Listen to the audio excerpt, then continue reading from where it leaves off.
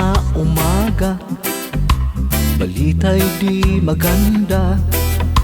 Pangakong napako na naman ng mga nakaupo sa bansa. May batang umiiyak, may inang nananalangin. Maraming pangarap ang tuluyang naglalahot na mamatay. Nag-aaway ang tao dahil sa kulay at paniniwala, habang ang dukha at gutom ay tila walang halaga. Lalong yumayaman ang mayaman sa daigdig na ito. Sobrang gulo sa mundo, maraming naliligaw na tao. Sobrang gulo sa mundo, nakikita mo ba? Kay raming luhat sakit ng bawat isa. Ngunit ako'y naniniwalang may bukas na maganda kung tayo'y magsasama-sama. Sobrang gulo sa mundo, saan ka man magpunta, takot at lungkot tila laganap na. Hayaan nating musika ang maging ilaw sa dilim, hanggang sumikat na muli ang araw natin.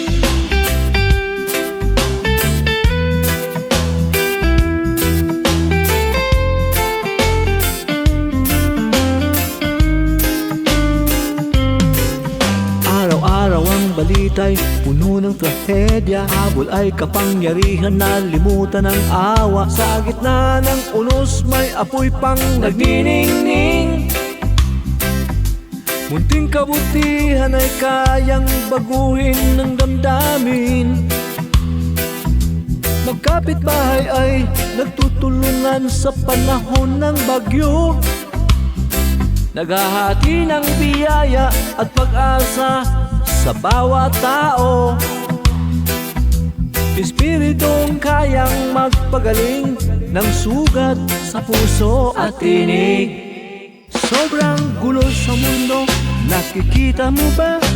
Kay raming luhat sakit ng bawat isa. Ngunit ako'y naniniwalang may bukas na maganda kung tayo'y magsasama-sama. Sobrang gulo sa mundo, saan ka man magpunta, takot at lungkot tila laganap na.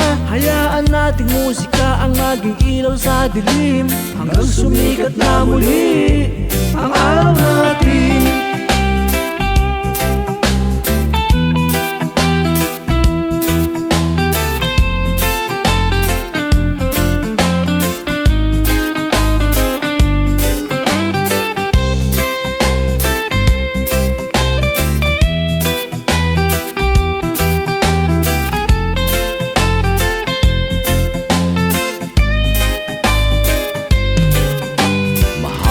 Man ang daan at kay bigat ng laban, bawat gawang mabuti ay may bakas na iiwan.